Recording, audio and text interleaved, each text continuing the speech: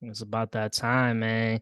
All right, what's going on, ladies and gentlemen? Feels good to be back, sharing people's stories that show all their successes and failures in life, of course, and then take it from there. Take a look at the path that they are on now, and of course, should you want to follow that path, just see how they did it through taking action. But my guest today, man, he's a friend, and I'll even go as far as to call him my brother, man. He's currently a financial advisor and has been for 2 years and trying to make them bank accounts great again. So, welcome my guest, Lupe Rojas. What's up, my guy? Thank you for having me, bro. Hey, I love that intro. I like the trying to get the bank accounts great again. That's a good one. Yeah, man, I'm trying, man. That's we kind of had this conversation offline. I tried my best to formulate everything, but just having a conversation with you, I will say you were right in the aspect of don't worry so much about just the details. Just let things let the podcast be what it's supposed to be, which is a conversation. Let it flow how it's supposed to flow, as if you were talking to someone else. It's at the end of the day, it's curiosity. It's hey, I want to know more about Lupe, and so does and then the guest, of course, is able to reap off of that. And they're like, oh wow, I didn't know this much about Lupe. So I took your advice from that, you know what I mean? And it's true. And I was like, you know what? He's right, just because I've been liking the content. I mean, I'm taking so much time to formulate for one person that has been over like 3 months until I posted, a video. Dude, it's like I said, like you said, um, if the pod is the you just want to go for it. And a lot of times you as a podcast, host, you want to let the the person who you're interviewing just let him do his thing, and that's one of the things that with business I do the same thing. So when I'm interviewing someone for a position or I'm helping a client, my job is just to kind of hear them out and fix their problems. So but yeah, it's kind of one of those things. Let the person do their thing and share his story, whatever, path they're on. And people relate, man. It's an interesting time to be in business, be trying to be successful. Dude, Yeah, technology, uh, there's a lot of changes coming, bro. A lot of wealth switching is coming. A lot of people are gonna get wealthy. A lot of people that weren't prepared are gonna unfortunately lose a lot of things. So it's just about, you know, hoping for the best, but preparing for the worst. yeah, I agree with you. I do want to know who am I getting today? Am I getting Lupe or am I getting Jose? Bro, you're gonna get everybody. I like you, bro. So I'm not gonna be selfish with you. Okay, I was worried about that. I was like, man, Lupe's I might even cry at the end of the pod, bro. It's all good.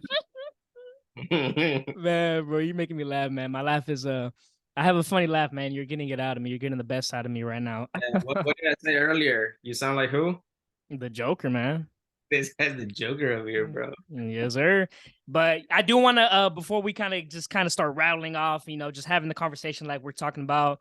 I do just kind of I want to set expectations. It's kind of something I've been trying to do with previous video, just kind of giving the what and the why of the video. So in terms of what we're going to cover in this video is of course going to be with Lupe's early beginnings. Just kind of noticing how he always had nicer things than most kids, just lived a pretty good life growing up. And then just, of course, going to be reviewing his life from then on, his time in the fitness industry, while in the fitness industry, becoming a general manager at the age of 20, to then leaving that establishment and then starting his personal training gig. Then, of course, to where he is now, which is the financial industry. In terms of why you should watch the video, Lupe, man, honestly, Lupe embodies confidence. As you can probably already just tell from the little bit we've been talking back and forth. He's just a man with ambitions, and it's just a cold-blooded killer, man, looking to kill the industry. Without a doubt, I have full-blown confidence that Lupe is on the right path. But Lupe, man, let's start with some tough questions, man. Let's get some warm-up questions, man. First one's gonna be, man, what is your proudest accomplishment? Well, I still don't have it yet. How Okay. about that? I Nothing think yet? once I no, not yet, bro. It's right now is my 20s is a lot of trials and errors. Um So I don't really have like my biggest accomplishment yet. And I think for me is going to be when I start a family. Honestly, it's I see it like a big responsibility, bro. It's like one thing that I've heard Elon Musk said is like a lot of people that have kids, they shouldn't have them, and a lot of people that should have kids don't have them. And you can probably agree with that on with me. Like you see, unfortunately, people like in their 20s, early 20s, having kids, they don't even know how to take care of themselves or afford to take care of themselves, and they have a kid, you know. And it sucks because they don't really enjoy it. When you have a kid at such a young age, you just stressing about like, shoot, man, like coming up with, paying the bills and trying to raise a kid, but you're still a kid because you're 20, 21. So to answer your question, bro, like I still haven't accomplished shit. It's for me, it's I think once I start my family, that's when I'm like, oh shoot, you know, things are getting serious. And that will Yeah, be like my biggest accomplishment, bro, because we're here for a reason. It's just to pass on generations. That's it. Success and cars and money and all that BS, it's on the surface, bro. yeah, But we probably could have got into it later on, but I'm gonna go ahead and just get into it now since we're kind of on the topic of kids because I remember you telling me that when you were growing up, of course, like I said, we'll get into that. You had nicer things, but your dad had that switch where you seen him having the nice clothes, nice cars, etc., all those different things, and then when he had you, it switched. Now you're having the nice clothes and everything's going good for you. And then you also mentioned, with your kids, they won't be able to have the money unless what was it? Something about they have a picture of you in the back or something like that.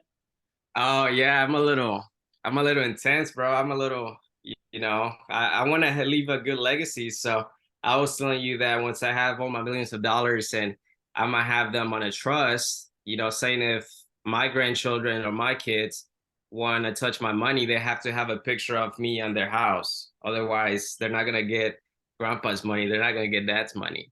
I'm being like, just exaggerating on that. I'm probably not gonna do it, but it just, I want to share with you that type of mindset that I have that I'm working to leave something behind, bro. Hmm. That's ultimately what my my goal is. I don't want to, be 80 and or 90 years old having kids and not leave them anything just because my grandpa left a lot of stuff for my dad.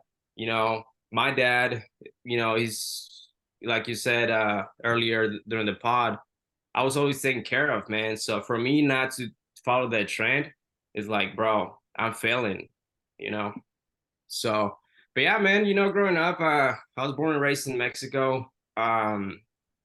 We weren't like super rich or nothing at all, but my dad was, like you said, he had that switch, and one thing that helped him, he got married and he had me at 29 or 30.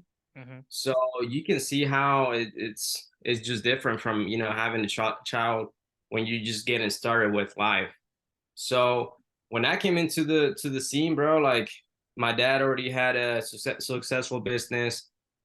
He built his house already. So I was just kind of brought into an environment where we weren't struggling. It's like once again, we're not super wealthy, but I never, if I wanted something and it wasn't like nothing crazy, I would get it. If I wanted to get some tacos on the street, I will get them. It wasn't um, like, oh no, we can afford it. I never really heard that term like, oh no, it's we can afford it.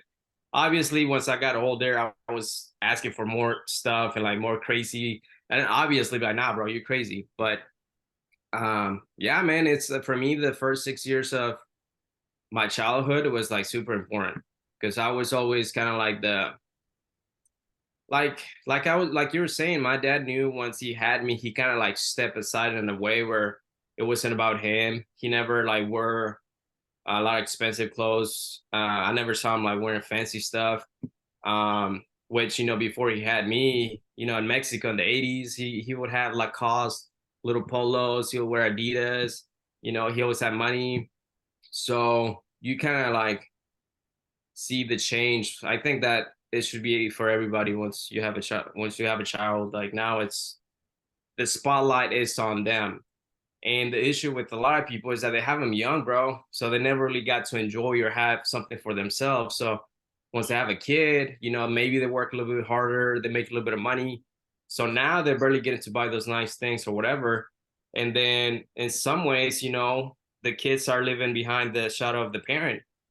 You know what I mean? Mhm. And I didn't understand in the beginning.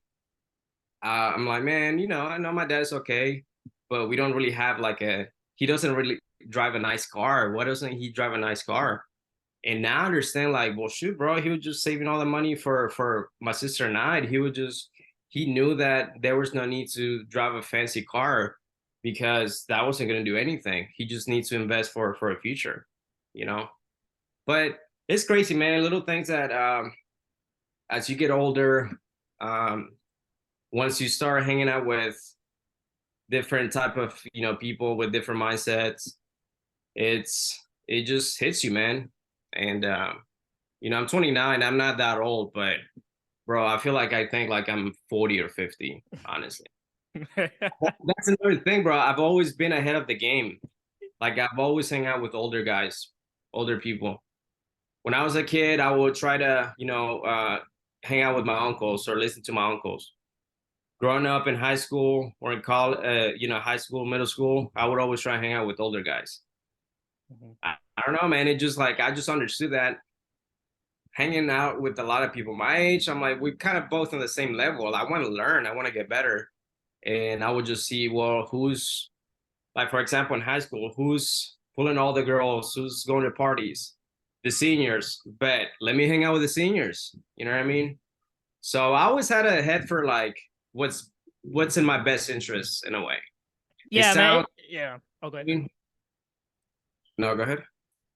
No, I'm saying it's crazy you're saying that because I have a friend who has the mindset just like that. He likes hanging out with older people. Like I'm talking like 30s and up, like even as far as like 50, whatever the case may be. And it's to the point when you're around those people so much and you hang around your crowd or your age group, you're like, man, what are these people talking about? Like you're talking about getting over a heartbreak, dude. I'm talking about how to get money and this and that. Like I don't want to be around this crap. Like I'm past that. Dude, it's just different. Even at 2, 3 years ahead, bro, it's a whole different game. You probably noticed you weren't the same person you were when you were 19. You know, how old are you? You're 21, 22, 23? I'm 23, man. I'm still in my Jordan year.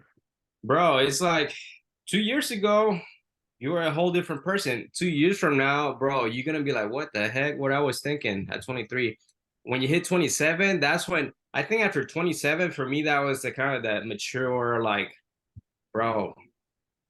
In a way, I was like, okay, I'm glad I made a lot of mistakes in my early 20s, but now I'm excited for the future because I got those mistakes out of the way soon.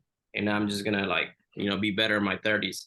But I think, after 27, for especially for guys, that's when you kind of like it's a whole mental, switch for, hopefully where it happens for the guys. But yeah, man, after 27, I was like, let's get this going, bro. Yeah, man, 100%. And it feels good too. At first I used to look at it as like, dang, like what's wrong with me? But I actually like it when people are like, man, Ryan, you changed. Like you physically look better, you mentally are different. I'm like, wow, that's great. Like that means I'm changing, I'm growing, which is what you should be doing throughout life. Because if you're the same person at 19 and you're going to be the same person at 20, 21, to et cetera, then it's like, what are you really doing? Like what experiences are you really having? You know what I mean? If you think the same as you were when you were 19 or 20, you're screwed. And if you don't have any pushback or hate, not hate, but pushback from the people around you that you were used to hang out with, that's an issue because that means you're still on the same thing, on the same boat. That's one thing that I'm proud of myself, that I don't have a problem leaving people behind if they're not on my, and they know, like they already know if I'm on my stuff, if I'm on the sun, bro. Like for example, when I'm sober, or now I'm sober, I'm probably not gonna drink ever again, to be honest, bro. I feel good not drinking. That's a whole different topic. But so when I started being sober, before that, I would go out and have fun and do all this, cool things, crazy things. But once I understood, it's like this is not benefiting me at all. I'm just wasting money. we're doing the same thing. I wake up with the hangover. I'm not, I'm not a good person. Why do I keep doing this to myself? So I just went cold turkey. From one day to another, I said, you know what, I'm done. And I just stopped. So the people that I was hanging out with, obviously I left them behind. They're my brothers, and much love to my boys, but dude, I cannot be with you guys if I'm trying to change.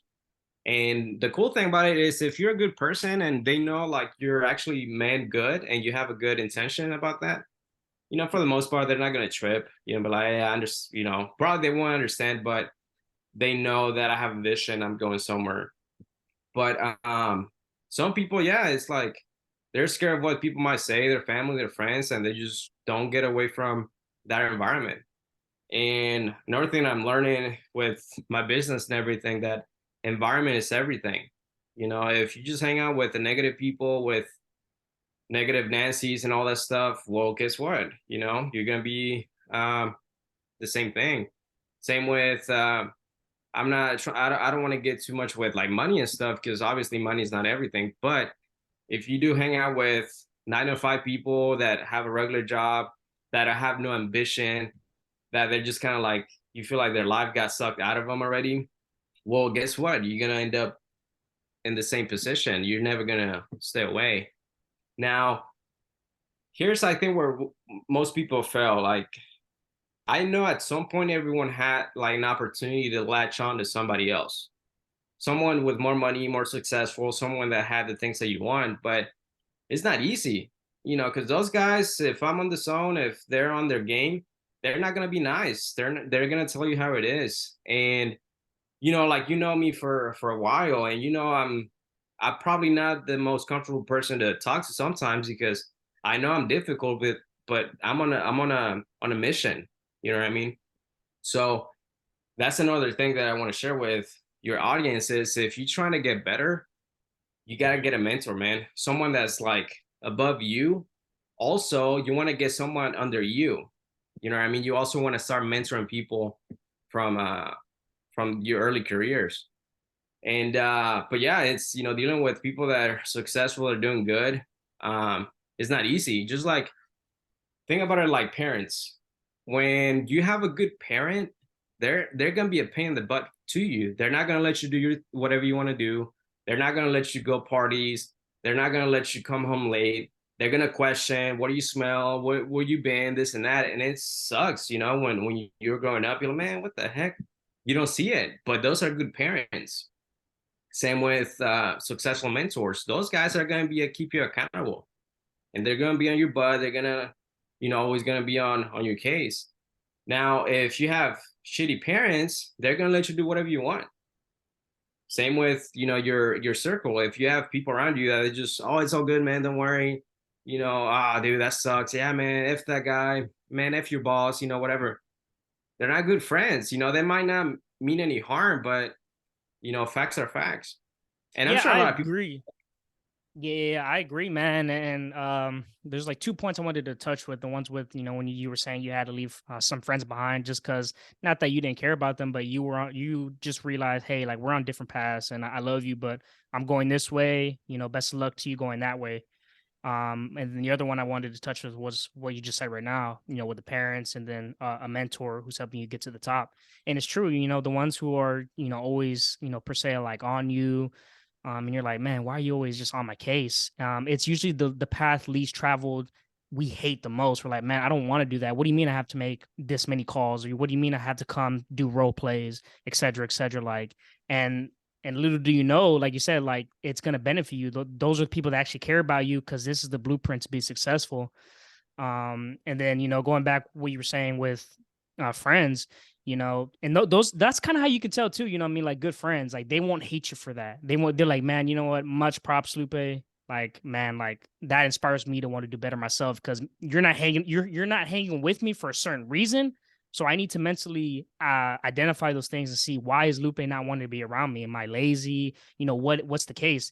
There is I don't know if you've seen the movie Good Will Hunting with Ben Affleck and I forgot the other actor, man. Are you talking Um, about the last scene, or is it like the last of the when they're like at the the construction site or wherever they work. Mm-hmm. And Mm-hmm. then Ben Affleck's like, if you don't do this, I'm gonna hate you, bro, because you have the golden ticket.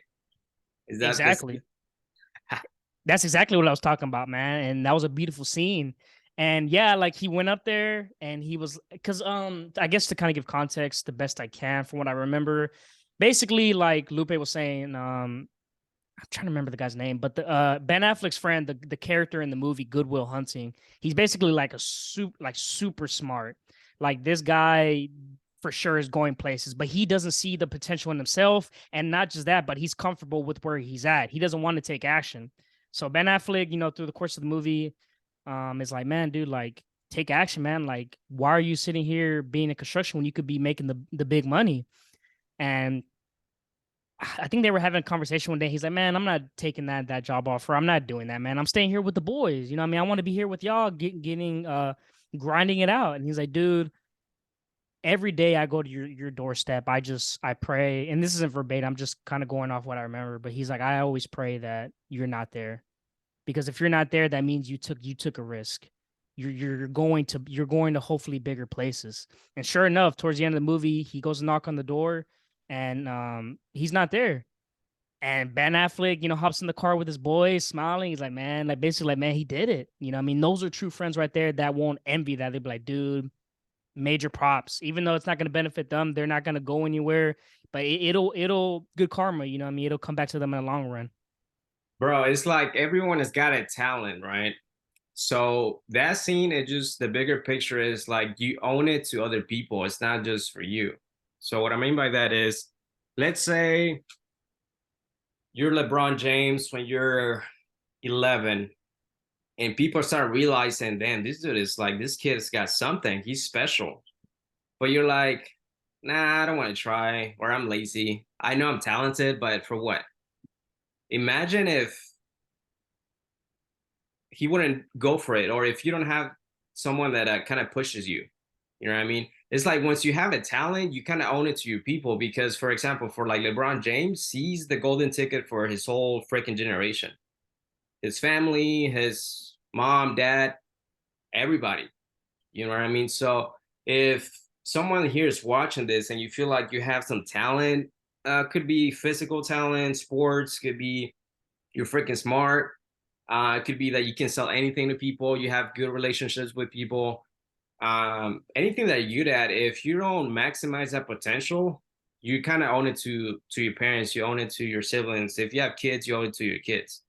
So that's a good thing, man. It's a good way to trick your mind on, because obviously, we're human beings. Some days we're not gonna feel like doing crap, and some days we're like, man, what am I doing? This is not going anywhere. But if it's not like motivation, but you gotta remember, it's like, man, a lot of people are counting on me. You know what I mean? Um, whoever it is, for the most part, if people have kids, like, shoot, my kid is counting on me. Or if you don't have kids yet, it's like, yo, my future kids are gonna count on me. Who's gonna be the dad, or how they're gonna meet me when I have my first child? Am I gonna be a stud? Am I gonna be a successful guy that everyone respects me, and they know that I'm the guy, or am I just gonna be like some average dude?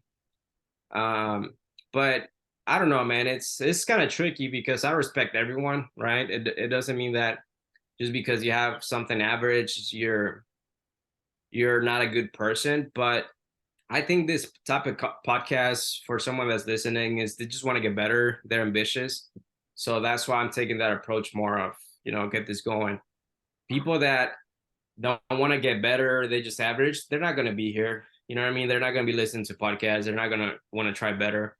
So yeah, man, it's interesting once you kind of realize you have something. Like in your case, you're actually really good, man. Like doing the podcast and remembering what I said and elaborating on that and kind of repeating it, that's a skill. So now, bro, you owe it to me. If I'm gonna be like, now I'm like Ben Affleck. If you don't take Joe Rogan down, bro, I'm gonna come after your ass, bro. For real. Heard that, baby. Joe Rogan, you heard it first, man. I'm coming after you, big dog. Ain't got shit on you, bro. Ain't got shit on me, dog. But for sure, man. We're gonna Better looking, definitely. bro. You got nice hair, bro. He's bald. I got that Superman look going right now. Yeah, you better not, start flying from the podcast, bro. Nah, man. If I keep Answer hitting the him with the question. jams, I might. But yeah, man, and I know he's one of your competitors, but I still have to bring him up because I love this guy, Patrick Bay David. He said something. He said something, man. It's outwork, outlast, out strategize. I believe those. There may have been one more, but those three for sure Let pop in my let me mind. let me correct you on that. He's not my competitor. He doesn't compete with what I do because the products that he sells and his companies, they're not competition to us. We're the biggest, we're the best company. So, dude, they have trainings how to take us down, how to, when our company approaches their people, this is what they say, this is how they only do one thing, they only do these things. They literally have trainings just for us. And we probably know more about their products than their own agents do, bro. So that guy, nah, he's not a competition to us. He just everybody's gotta eat. There's gonna be bad and good things in the world. I don't hate him. Is the world is big enough for everybody. Let's just put it that way. Yeah, But ultimately, a lot of things are changing the financial services industry, bro. A lot of things. And I'm just excited. yeah, And man.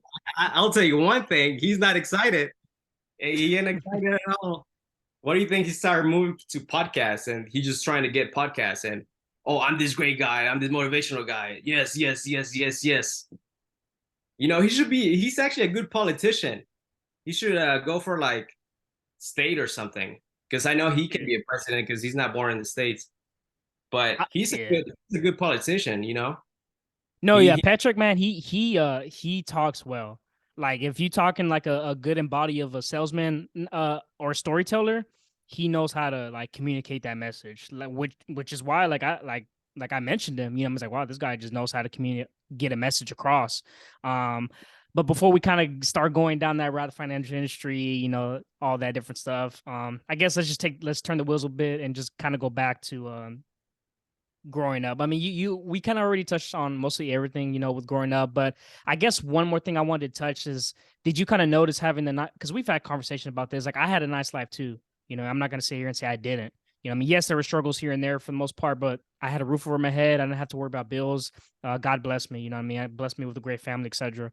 But did you feel that kind of hindered you because you didn't have that hungry mindset of like, hey, like you have to go out, you have to go work because we need your help paying the bills, or you need to pay for your own stuff, etc. Did you see that hindering you throughout your life? um people like if they people don't know me, then they might say, "Oh, you just kind of like, you know, it did affect you." But ultimately, bro, I know what I'm made of, and I've always knew that I was gonna be successful. I always knew since from a young age that I was gonna be ambitious. I think that is also like in your DNA and how your um, grandparents were, your grandparent, your dad, and now you. So ultimately, bro, you know what? Actually, I'm gonna flip it. I think it helped me that my parents were such a loving and caring people because I'm a little crazy, bro. Like, it's and to be successful and be good in business, you gotta be a little cuckoo sometimes. And I think, I'm more of the crazy side. So for me, I needed that love, and it's all right, it's that kind of pamperness from my parents. Because if I would have, with my character, with my not anger skill, not anger problems, but with my temper, if my parents would be like mean and, oh no, you gotta do this and bossy, bro, I would be like a wreck. Because that's one thing that I hate, bro. When people are trying to like tell me what to do, I'm like, ah, you know what I mean? So it's showing right now that I'm just thinking about people telling me what to do and I'm getting pissed. So for me, I think that's BS. You could have a shitty life and you're gonna be successful. You can have the best friends of the world and pamper you. You can still be successful. You can have the worst parents in the world. You can be a piece of shit, or you can have the best parents in the world and you can be a piece of shit. So that's up to what's in you, what you made of. Obviously, the environment helps, but bro, to answer your question, bro, no, I don't think it didn't affect me at all. If anything, it Yeah, just made me a better person, bro. Because I'm a very difficult individual. If I wouldn't have the parents that I had, bro, I would not be here at all. Now, I here's the agree with good you. thing: I'm learning, and guess what? When I have my kid, bro, I'm gonna have to be so patient and loving because he's my kid. You know, I made him. He came from my, where people where kids are born from. You know what Yeah, I mean? So I got now I'm learning from the all the patience and love that my parents give me. Now it's gonna probably like multiply times two. I So agree. nah, man, love and affection. That's what that's what we actually need more of. Nah, fuck like trying to like put a lot of pressure on your kid or trying to just take your anger, frustration on your kids. Nah, man. We need love. Kids need love and obviously guidance, right? If you do something wrong, hey, bro, but you can't be mad at your kid because your life is shit. That's on you. And I think that's especially here in America. A lot of people are just frustrated because their life is shitty and they take it on their kids. Now, how do you think that kid is going to grow up? He's going to be angry. He's like, man, screw this stuff. You know what I mean? But nah, man, parents need to love their kids. Yeah, Obviously, once again, guide them, teach them. They do something wrong, but that's definitely something parents lack of for sure. yeah, I agree with you on that, man. Oh, there was a point I wanted to make. Look at me. Did I come out right or wrong? I think I'm a good. Came out good, big dog. Um, but it's crazy though because you said it right now, right? You're like, oh, I got the love that I needed, and I wanted, of course, too, but I needed because not crazy, but you had temper, just different things like that that could have made you rebellious. But why is it that with people like I said with you when I first met you at should we say the establishment name or should we keep that out? It's your podcast, bro. Yeah, I don't know. I just didn't want to bring them out there. I don't know if you're. But anyways, at Fitness 19, man, we met at Fitness 19.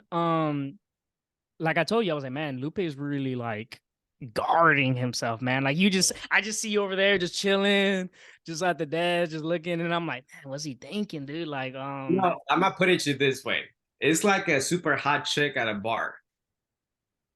Everybody wants something from her.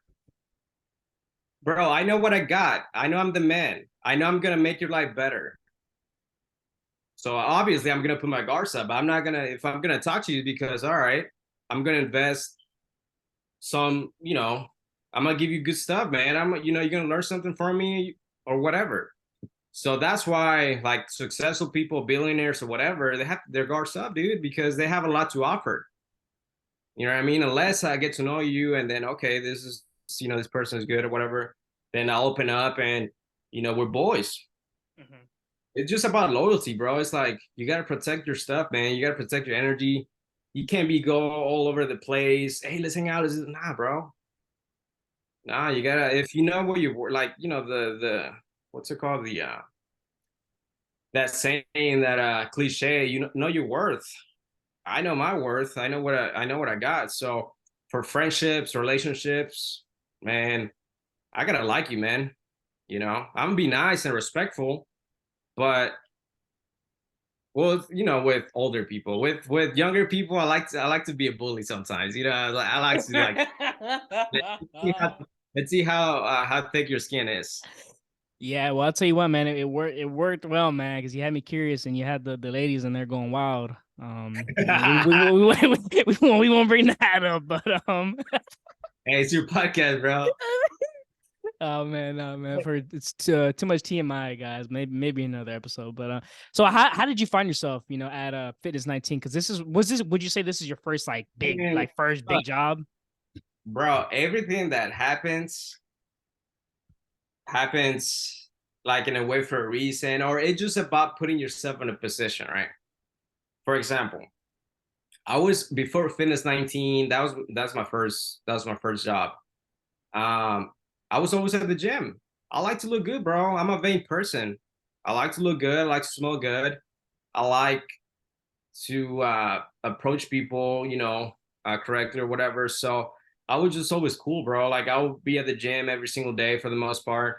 I would always do arms, and I have this gift where like older people always trying to get some interest in me. You know, they want to take me as a little bro, whatever, or mentor me in a way because obviously they see the potential. You know, whether it's like intellectual potential or whatever, right?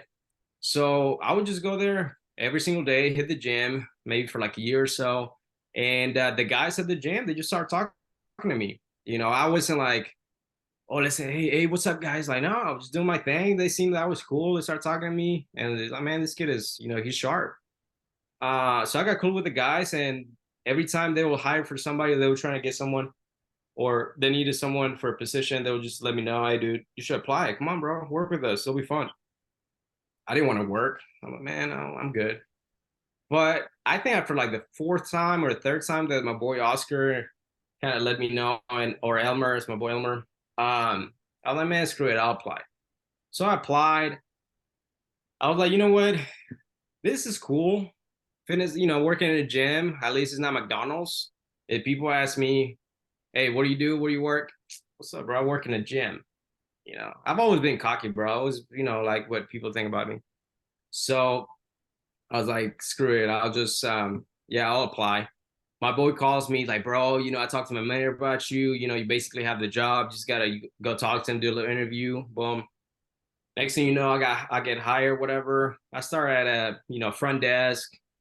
I didn't even know what I signed up for, if it was sales, cleaning, whatever. You know, I was like, I just like the gym, bro. Like I'm good. And that's how it started, bro. Just working at the front desk, flyering, and then I just got the, you know, I learned how to do sales, became sales manager.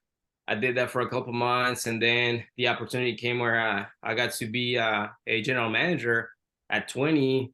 I got my own club in Katy, and that was something, bro. But I was never scared. I was never like, oh man, this sucks. Heck no, bro. I was excited. I'm like, heck yeah, I'm the man. I'm a GM, you know, and that's one thing that I would tell your audience is everything to approach it with confidence. You're gonna make mistakes. You're gonna be wrong. You're gonna mess up. You're gonna be right. You're gonna be successful. But whatever you put in your mind, it's you're right. You know, if you think you're gonna be successful, you're gonna be successful. You think you're not gonna be successful, then you're not gonna be successful. So to me, I always had that. I've always had a mentality of I'm gonna be good, man. No matter what happens, no matter what I do, I'm gonna be good. But I did learn a lot, bro. Like managing a fitness, having the pressure of someone else's business in your hands, because ultimately, as a GM, you got to manage everything. You got to produce your personal numbers. You got to manage other people. You want to make sure that everything works out properly.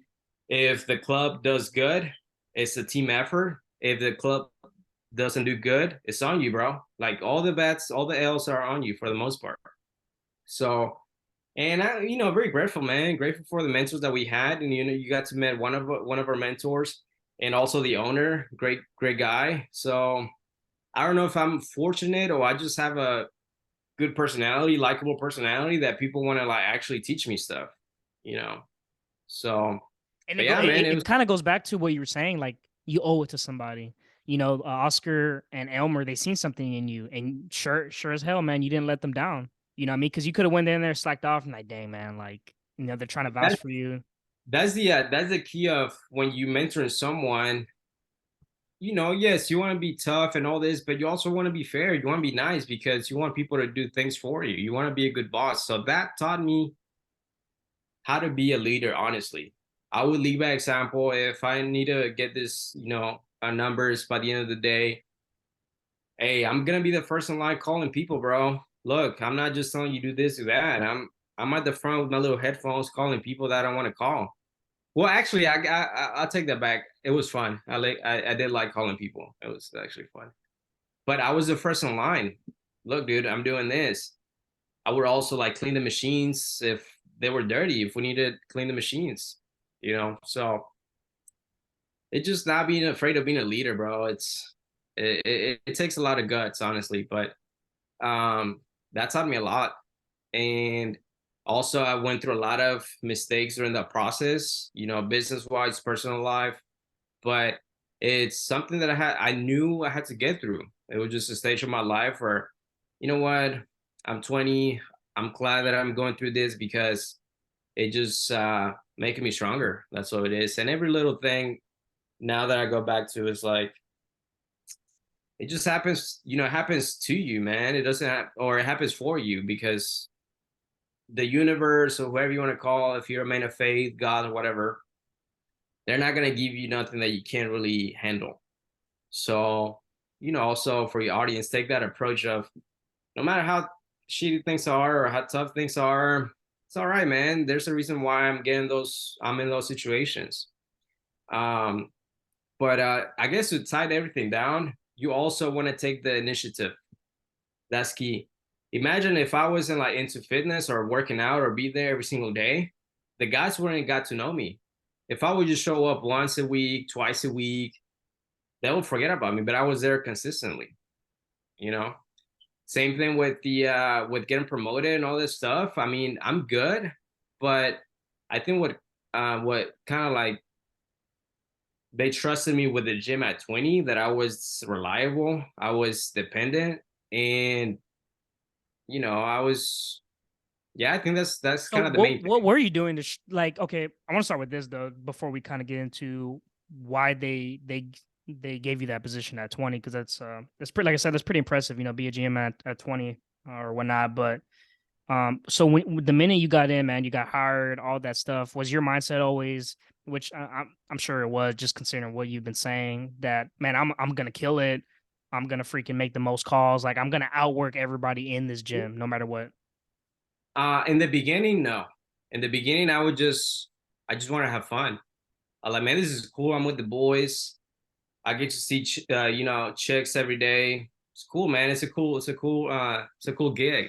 So that's why I knew I liked it because I enjoyed it, you know. And once you enjoy something, once you enjoy the environment, I didn't mind, calling people or taking people on tours, cleaning because I was around, the boys and I was around hot girls, and I was like, bet, that works out for me. Now, once I got like to sales manager, that's when I was like, that's when I had the little switch. Like, okay, I want to be the man. I want to be, our mentor's top guy. I want to be the youngest guy that's killing it. And I just want to be the guy. I want to be, I want everybody to know who Lupe was. So it's not like I don't take the approach of, oh, I'm gonna take you down or I want to be better than you or this and that, unless they piss me off. If you piss me off, then I'll come after you professionally, right? And in a good way. I'll bring the dog out of me. But for the most part, I just want people to know Lupe is the shit, you know? And I'm just gonna say like it is, bro. Like I think if you have some type of ambition, you're an alpha guy, you want people to know you're the man. That's why people buy Ferraris. That's why people have super hot wives, super hot chicks. That's why people have Rolexes, whatever. Because you want people to know, damn, he's got it, you know? So what So happened like whenever you got a position where they're like, "Hey, these are the numbers we need to hit. These are the tasks that need to be done daily." Like what was addressed to you once they're like, "Hey, you're you going to be know GM." That's a good question, but for me, for what I remember, it was very smooth because as a GM, I always take the initiative, and I was already having some responsibilities of a GM. So I was kind of like already had a little team, making sure I was in charge of the weekends, making sure the weekend numbers were on me. We had good numbers, bad numbers. It was me. Um, Not me like doing everything, but the fall late on me. I started having good, communications with my mentors. So for me, it was kind of like, all right, it's just gonna happen sooner or later. I wasn't really surprised. I was just like, it's just one of those things where when it happens. So, um, if anything, I was the one that I would ask like my mentor if I would see him like interview someone for a position, I would ask him, hey, it goes back to taking the initiative, bro. It's all on you, right? Position yourself in a good position. So I would just tell him, hey, dude, can I shadow you how to interview people? Because I knew I was gonna do that eventually. I was gonna do that. when I started hearing the rumors that a position opened up for a club, and people, the owner was looking for a guy, I'm like, well, I'm thinking ahead. So I guess that's one of my biggest uh, strengths that I have. I'm always looking ahead. Like 5 years, 10 years, or whatever. It's like, okay, this is where I'm gonna end up. So I'm like, I'm gonna end up being a manager eventually. So I started learning the management side. I would I will see how my mentor would treat the guys, get them motivated, um, push them, but not like too much. Basically, I just learned. I'm a visual guy, so I would just see his everything, bro. Like his tonality, his body language, everything, and I would just try and mimic it, honestly. So that's what I did. In my first year as a GM, it was like I had a guy to kind of like look up to in a way, so I would just try and mimic what he does. And but once again, I think everyone has a mentor in a stage of their lives, but they don't go for it because it's not easy, bro. Like if you want to be, what's the saying? If you want to be in the fire, you're gonna get burned or something. I don't know if that's the same, but being mentored by someone that's better than you, it's not easy, bro. And you gotta have balls. You gotta handle the heat, and it just being bait. I think the best way to put it is, first you gotta position. You gotta put yourself in that position. Secondly, you gotta be able to handle the heat. Same with dating like a hot chick. You gotta be able to handle all the BS, bro. The hotter they are, the crazier they are. The more things you're gonna have to deal with. So if you're not ready for that, bro, don't even put yourself in the game. Yeah. So it's just being aware of that positioning and know that things are coming to you, you know. Yeah. So how would you, because leadership is it's a skill, man, and it's tough, because you're having to deal with so many different personalities. You're having to Bro, put your emotions on the get back pretty up. burner. Okay. This is gonna be funny. I got it pissed, bro. My Yeah, bro. bladder. No worries, bro. Hey, mute me. Oh man, let's see if I can meet you. Let's see. There we go.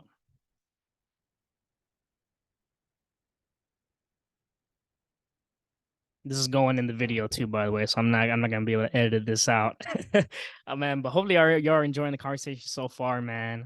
It's funny because I wanted to start with little warm up questions, but we were just we were just having such a good conversation. I was like, you know what, let me skip past the tough questions or the warm up questions, and maybe just save them for later, because we started talking about growing up and whatnot. But man, it feels good to be back, guys. Honestly, like having these conversations. I love having these conversations so people can. I learn something all the time from someone, and hopefully y'all learn something from my guests as well.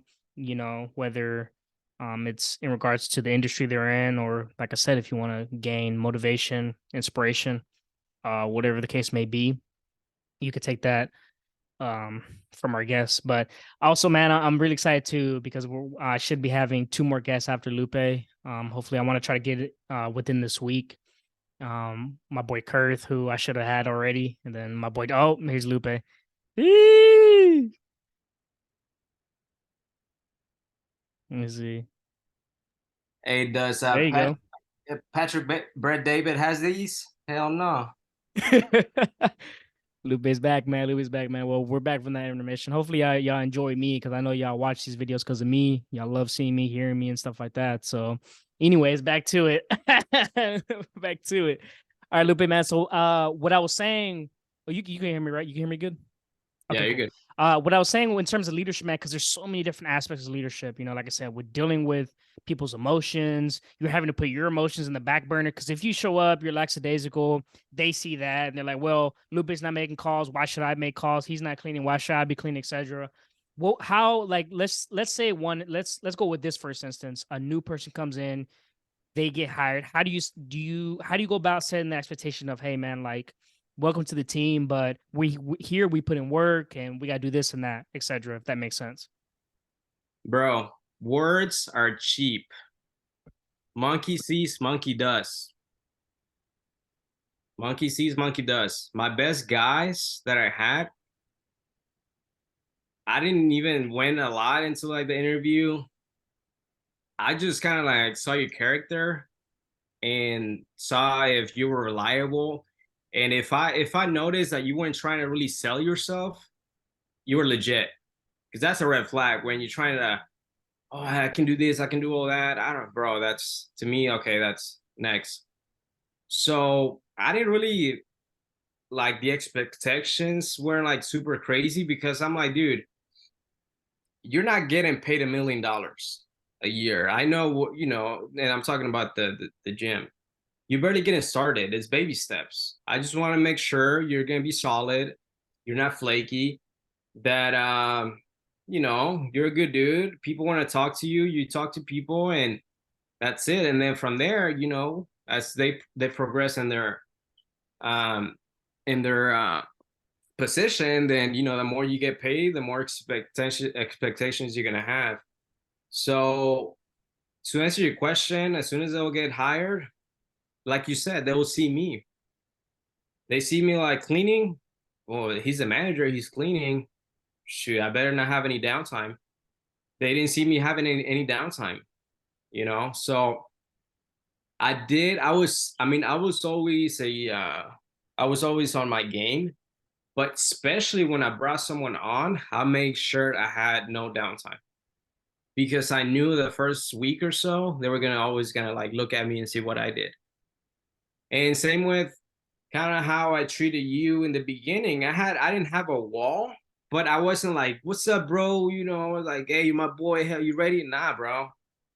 I want to check you first, see how you reacted to like my cold approach. Like, hey, I'm your manager, and I'm gonna be respectful to you, but also I'm not your friend. I don't care about being your friend. You know what I mean? So that's how I was very successful with people that I would bring in. Um, I guess it's all business, bro. I don't know how to. I don't like to mix things like business, friendship, friendships. When I had friendships as a manager, it just the business wasn't doing good. And when I was like an asshole, but like a nice asshole and just on all about business, I was killing it. So that's what I think. Like professionals make that mistake that we're here, make money and be in business, bro. Not be your BFF. I don't need BFFs. I got my dog and I got myself. That's it. But I was very tough, man. I was actually I was an I think I was more of the asshole side uh, back then. I still am, but it was I liked it, man. I guess that's another thing. You gotta be comfortable with people kind of like knowing that you're kind of an asshole. You know what I mean? You can't be like nice and expect to be a leader. Elon Musk, he's not nice. All the successful people, they're not nice. They might be nice like with interviews or whatever, but when it comes down to business, nah, bro, we gotta get things done. Same with like good parenting, bro. It goes back to my parents, bro. They were loving and nice and everything, but when it came down to like, hey, bro, you're messing up or whatever, it was like, they'll take care of business. So That's that's true, the man. monkey sees, monkey does, bro. Yeah, that's Fucking. true. All That's right, I'm sorry true. for dropping that for it. No, you good, bro. Words are cheap, bro. I can say all these things about you, but I don't mean them. People they get so caught up with words, bro. They Yeah, get they get feelings hurt with words. Okay, yeah, not actions, bro. Actions, baby. that's true, man. And I don't know. I haven't really been put in. I've been put in a couple leadership positions, but nothing crazy. So I'm saying this with a grain of salt. I feel like me, man. Like you're right though. You can be, and that's where like sometimes my downfall is. Like I like being. I'm just a joking guy, man. Like I like being cool people. But you're right. You have to be firm, but you have to be fair. Firm but fair. And me personally, like I don't like to like chop down on someone. It's more of just hey, where you lacking that I can help you with? Like what's going on? Why aren't you like in this case? Like why aren't you making sales, like what's going on. And if you're like, hey man, like this and this, then it's like, okay, well, he or she is open to wanting to learn more, wanting to get better compared to someone like, I don't know. And in that case, I'm like, okay, this guy or girl just doesn't care. So like it's just whatever. And You if know, things continue to happen like that, you know what I mean? It's just more so like, hey man, like I like look, I've tried helping you, I've given you so much advice, et cetera, et cetera. That's when you kind of have to have that tough conversation. Like, look, I just think we just have to part ways. I don't know. That's what I think. I don't know. dude, I'm gonna give you a trick. If you want leadership, you gotta really want it. I guess I've always been on that position of leadership because I want it. Does that make sense? Like, for example, like yesterday or when was it, Friday, where we're on the phone or we're chatting. I didn't ask you like, so what do you feel is? I just kind of like saw the bigger picture because I know I have that gift of seeing the bigger picture, seeing your blind spots, and I just told you, bro, this is what you're doing, this is where you fucking up on, this is where you're not doing this and that. Now it's up to you to take it or not. But at least I did my job of telling you, bro, this was going on. I don't really care about why you're not doing it. Uh, what's the reason? Because to me, I think I'll give you I'll do more of a disservice if I trying to get to like why, because ultimately, bro, as you know, as you get older, the world don't give a shit. Mhm. They don't care why you're not being successful. They don't care why you're successful. They just care about the results. I'm a very straightforward logic guy. I don't really have to have a why in a way. It's like if I see something that I like, if I see a guy carrying himself the way I like it, I'm gonna mimic it. I'm gonna learn from this guy. I don't have to have it like a super why. I just do it. So I think that's why there's not a lot of leaders because they kind of shy away from the. When you're a leader, you tell people what to do. You know what I mean? Imagine you have a kid. You have a 3-year-old kid, and he punches the another kid in school. Okay, son. So why are you punching him? This and that. Why? He's a kid. He doesn't know. He just needs guidance. Hey, no, don't do that. And my word is final as a parent. You know what I mean? You don't question your parent, or maybe you do, but and it goes back to it's a very fine line because you also don't want to be like a dictator. But in a way, if you lead by example, if they know that you're in front of the trenches, like kind of like you're in the army, bro. Did you ever ask your upline or your sergeant why? Or did he ask you why you're not doing this? Probably not. He just say, hey, you gotta come on, come on, come on, come on. That's You true. know? But I will say this, Lupe. I will say this though. I feel like also too, like, even if I do ask why, I still feel like the answer shouldn't be, well, because I said so. It should be because of such, because it makes sense. Like if you're telling me, like, let's say army, right? Let's go to the extreme of like you're wanting me to put my life on the line, right? If you're like, and if I ask you, you should be able to get a clear, concise reasoning on why we're doing this. Because I feel like healthy debate isn't bad. Like if you're able to articulate why we're doing this, then we're more than reluctant to want to follow you even more. You know what I mean? It's better to follow you because I want to follow you versus I have to follow you. Just because you are my sergeant, I know that you're higher rank. I have to just shut up. You know what I mean? Um, I guess that's the best way I can put it. So I Yeah. agree with you, but okay. No, but that's the kind of like the fine line where a leader is not the position. You could be a leader and not be a manager. You can't or not have any type of leadership position. So it's like it goes back to let's say who's the baddest guy in the army, like a general, right? He's a general because he went through a lot. He probably had I don't know 5 6 deployments. I don't know how that works.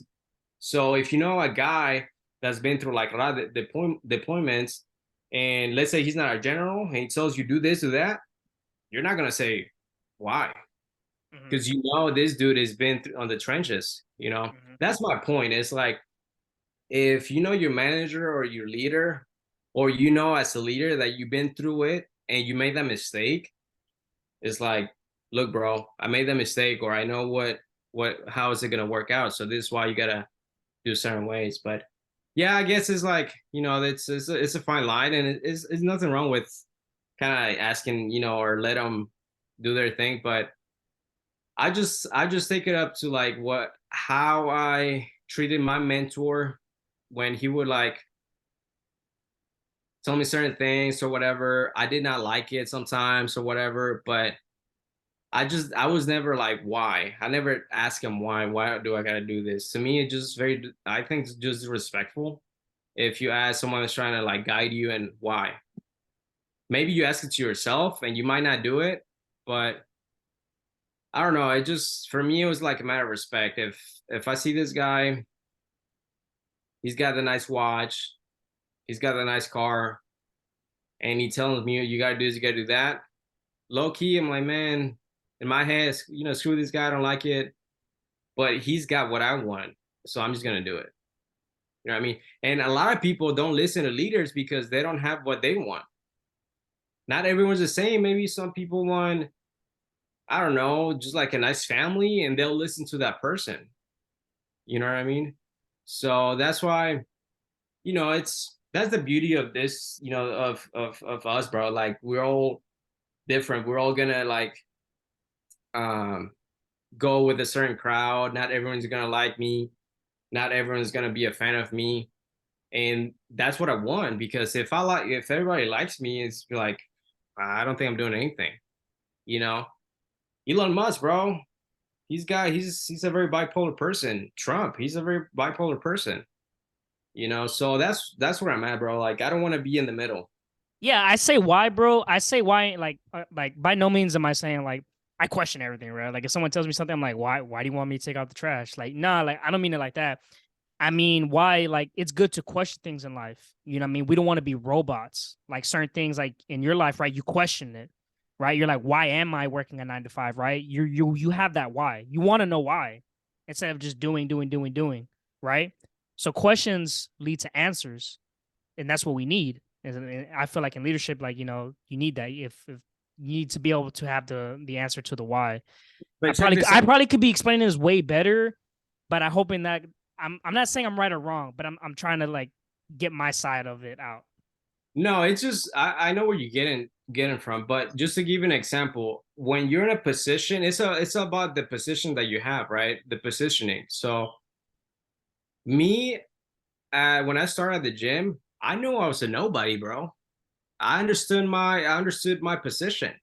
So whatever my manager said, I'm not gonna question it if I just got started. Like, who the fuck am I to that, question this guy that he's run this gym for years, he's making money, he's my boss. Why would I question him, in a way, right?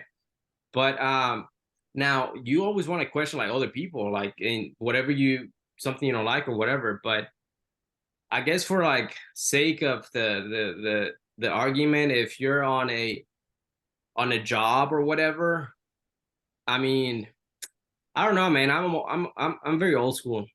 Um, just because I'm not old, but I was still on the age, or on the area of before like social media, Instagram, before the Gen Zs. I'm a millennial.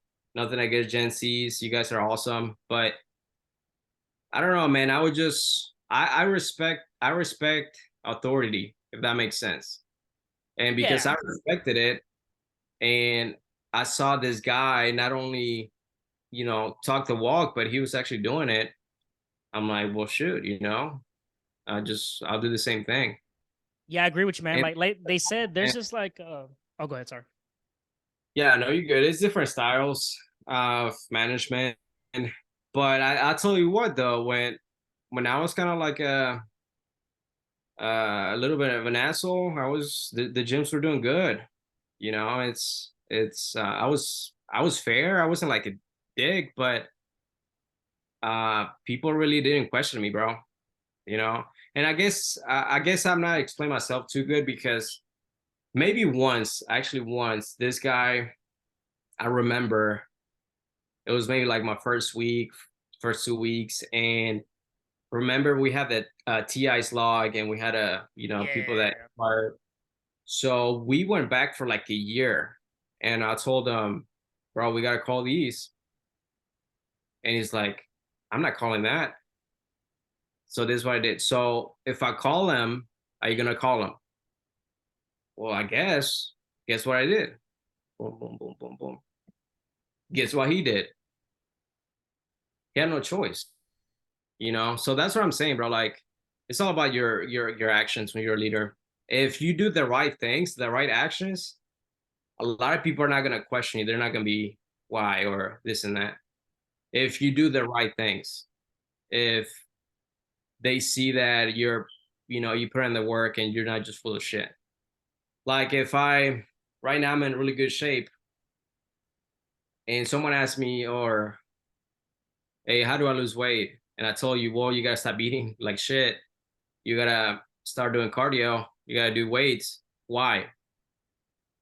Then there's something wrong with you. If you have the, what I mean, if you have the proof, look, bro, I know what I'm doing. You ask for my advice, or I'm trying to help you, or whatever, and you still ask me why, I'm not gonna waste my time.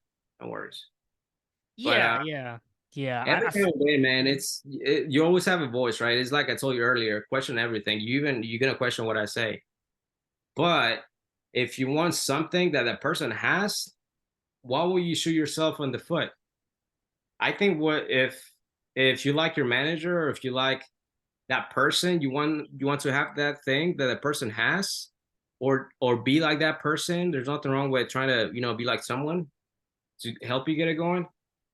What will you ask? What will you hurt yourself by asking why or question it? Yeah, I guess a better way to put it, Lupe, is let's take out why, right? I guess I meant curious. I'm curious. Why are you having me But I doing it? guess you What's know the what? method behind the madness? Yeah, exactly. That's bro. Honestly, at this point of my life and my confidence, be like, bro, I'm just gonna tell you what it is. I'm not here a babysitter to explain to you. Yeah. That's it. And it's well for me, it's different because I'm a business owner, and it's kind of in our industry, it's not your typical corporate setup where you got to hit quotas, you got to do all this. It's up to that individual, to that person. So the best thing you can do in my position is to be that person that they want to be. So if I'm killing it, if I'm cool, if my clients respect me, if my uplines talk about me, respect me, whenever I bring someone on board or whenever they're working with me, this is what I'm doing. If I'm doing the things right and they like me, they wanna, learn from me, they're not gonna question me. Yeah, but that's what I'm saying though. Like, wouldn't you curious, right? Let's go back to that word curious. Wouldn't you want someone who's curious about things, right? You of course want, let's say I'm working under you. No, You of because course I want me. Oh, go ahead. not yes and no, because I knew the goal. I'm a Yeah. visual person. So for example, our mentor, he had a Rolex. I want a Rolex. Like people overcomplicated stuff. So Yeah. if you have a mentor, someone's, you catch on to a mentor, make sure they have the life that you want. Because if they don't have what you want, it's not going to work out. You're always going to be questioning them. Well, why? And I'm talking about this is not more like your corporate 9 to 5 or your regular 9 to 5 jobs, because there you have no choice. Your manager could be it could be an idiot, and you still have to like now if your manager's an idiot, then yeah, question. You know what I mean? Not all leaders, managers are good. There's some Yeah. people that are stupid. Yeah. So in my case, I'm very cautious of who I'm gonna listen to. That's it. That's where it is. If I decide to listen to you, it's because it's my choice. Yeah. Okay, I'm gonna learn from you. So I might not like it, but it's my decision to listen to you. So that's why it doesn't make any sense for me to question you if it was my decision. Yeah. But I That's get what I'm it. saying. If someone that has like a shitty 9 to 5 and they have no choice but listen to this guy, then I guess yeah. Let me correct my mistake. If you have like a 9 to 5 and stuff like that, and your manager's an idiot, sure, question it. Now, is it gonna help you? Is he gonna teach you something else? No, because if you have to question leadership, he's not really a leader, Yeah, or yeah, he's not your leader. yeah. That's what I'm saying. Like, okay, I think So okay. Now we're getting back to it. to ultimately it's your fault because you decided to get in that position. Mhm. You decided to get in that job. So Yeah, it's not about everything that happens to us. It's on us, bro. that's what Uh, I'm saying. You Like, you don't like your boss. It's your fault. Quit. mhm, You don't like your life. You don't like your whatever. It's your fault. Find something else. yeah. It's not complicated. It's just hard. It takes a lot of balls, but it's not complicated.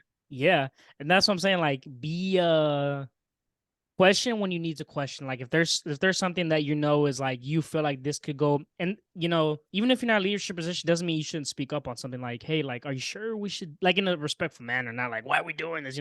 Like, hey, boss, like, are you sure we should do this? I feel like maybe this would be a better route. Like in the army, like, hey, boss, are you sure you want to go this way? And maybe this way would be better. You know what I mean? Whatever the case may be. And on the curious side, I was saying more curious as in like if I'm working under you, like, hey, like I'm of course gonna show initiative. I want to show up, show out, but I'm gonna be like, hey, Lupe, man, like I'm curious, right? Hey, I had a call earlier today, but it didn't go as well. This is what I said. What do you think? I'm curious. I want to know why. I want to know the why behind it. How are you getting so many bookings? How are you closing so many deals? What am I doing wrong? That's what I kind of meant by curious, like a healthy curiosity, not like a why am I calling Lupe? Like, why am I doing this? I want to know how to get on your level. Yeah, no, definitely. Yeah, always. Well, that's not asking why. That's being a good apprentice. That's like you trying to learn from this guy. So yeah, bro, that's a whole different game. Heck yeah, you always want to bug your mentors.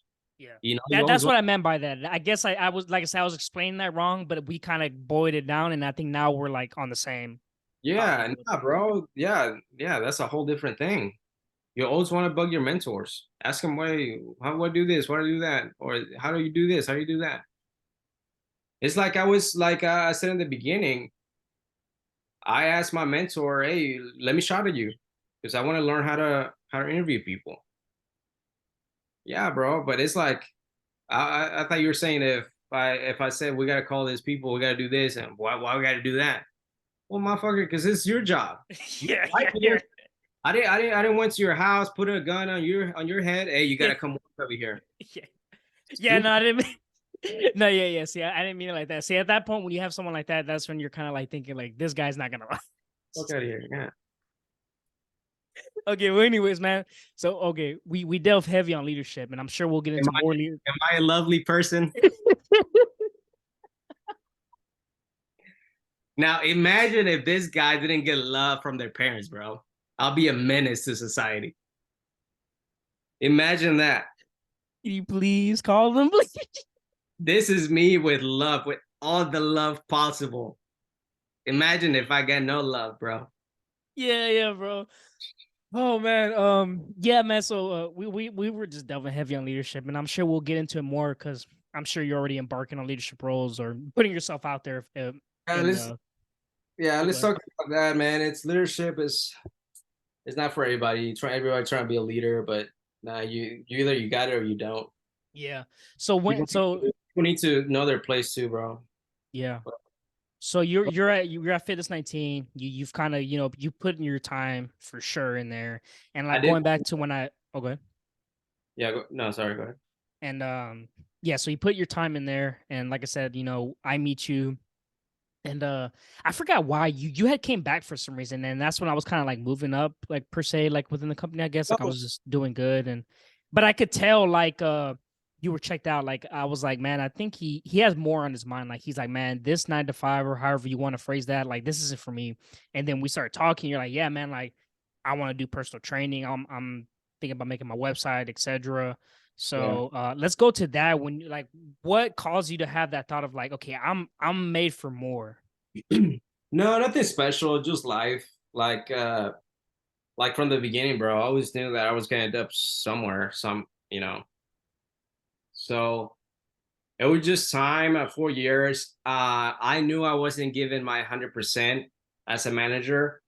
So I just this, like I said, bro, to be a leader, you gotta have balls to to lead, and also to kind of realize, hey, this is maybe this is it. Maybe we gotta change courses. So it would just it was I took the initiative. Once again, it goes back to taking the initiative of saying, hey man, I want to step down. This is I did it for 4 or 5 years. I'm not giving you everything, and it just I don't have it in me. I don't have the fire of managing a management anymore. So that was the beginning of the end. And I did the person training. I got certified, and I was doing that, and also every now and then I would like clock in for sales and stuff. But at that stage, like we all knew, I was already clocked out. And once again, man, I'm very fortunate that the mentors, the ownership at that gym has been great. And we just came to common terms where it's like, you're checked out, bro. You should just try something else. And you're right. I am checked out. So yeah, the man or the training, I did that for about 2 years. Before, I had a conversation and we parted ways. But during those like 2 years, a lot of things happened. I focused more on my health, my fitness. I saw a different type of growth. With in my early 20s, it was all business and making money, management. And then on, after that, it was more like, okay, well, let's take care of my appearance. I want to look good. I want to be attractive, not just for like girls, but I want people to see this guy. Like, I want to look like a stud. If I'm already a stud, I know I'm a stud in the inside. I want to match the outside pretty much. So that was my whole focus for those 2 years, just be the best version of myself physically. So that was my investment. That was why I was putting most of my time on being that guy, and I achieved it, bro. Like I got in really good shape, and it goes back to taking the initiative, bro, because I started hitting working out every single day in my breaks or whatever. I started to see a little bit of changes. People notice it, and this bodybuilder, I don't know if you remember, but he approached me, hey bro, we should work out together. You're always here, and I see we kind of work out around the same time. And I'm just, bro, it's all about putting yourself in the position. If you put yourself in a position, things will come to you. It goes back to getting the first job position. I'll just start showing up at the gym. Now getting trained by my mentors taking under my wing. I never miss a day. I didn't complain much about the gym, about the job. So they just, hey, this kid is good. So they decided to take me under their wing. Now with the bodybuilding, I took the initiative. I started getting a little, better shape, and this guy noticed it. He asked me, hey, we should work out together. Next thing you know, I'm working out with a professional bodybuilder, or he's I don't think he's got his pro card, but he did shows and all that. For like probably a year, every single day, and guess what? Just my body completely transformed. Just working out with this guy. Um, so that was for about 2 years, and I I'm like, man, I like to work smart, not hard. So I'm like, I start getting more into Instagram, social media, and I see these guys doing their meal plans and having the freedom or whatever. I'm like, having the chicks or whatever. I'm like, I think I can do it. That's one thing, bro. Like I've always, no matter where it is, I'm pretty sure I can do it. I can figure it out. So I've always had this cocky attitude of, if he's doing it, I can do it for sure. So I'll see these guys, doing their thing. And I'm like, I can do it too. So I started doing my online training and stuff. That put me on a position for my financial career. I tell you why, because I started doing the online training. I started posting online, this and that, get into the entrepreneur thing. I got, all my stuff situated for my little business and all that stuff. And that opened the door for my buddy to approach me about a financial services opportunity. He hired me as his trainer, which, help him out with his training. And then he just say, bro, I'm doing this, this thing, and it's pretty good. Check it out. That opened another door. I wasn't like knocking, hey, bro, I see that you're killing it. What are you doing? I just put myself in a good position where people want to work with me. You follow? So I did that, and or that was the beginning of my financial career. And up until this day, I'm always looking for that good position, for the setup. It's all about the setup, bro. Like Dan Bilzerian, he's not lying about it. It's all about the setup. Things that I've done, things that happen to me, good and bad, they're crazy, bro. Like I wouldn't be in that position if I didn't set it up to that point.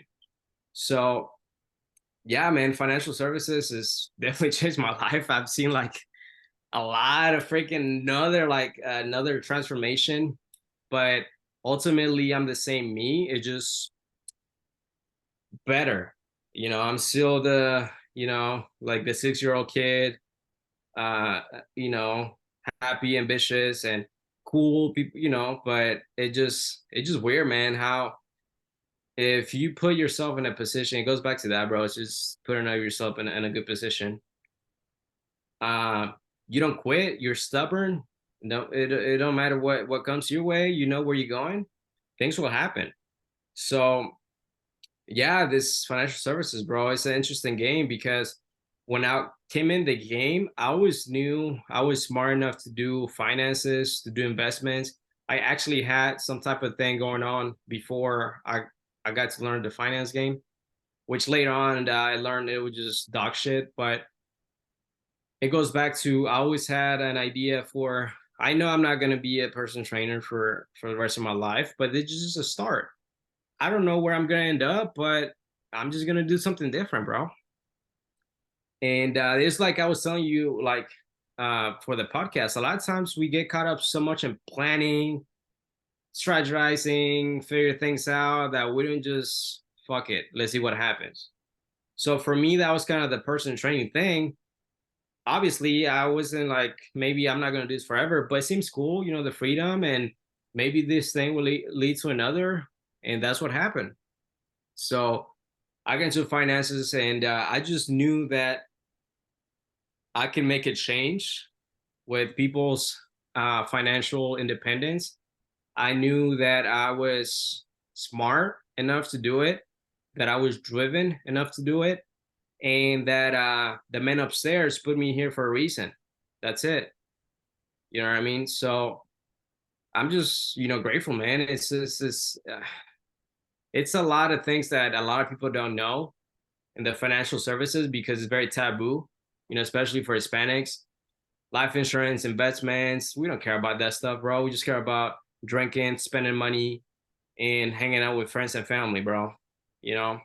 So it's a very interesting, industry to be in. And also it's the opportunity in the next 10, 15 years is going to be crazy because now you have technology, now you have Zoom.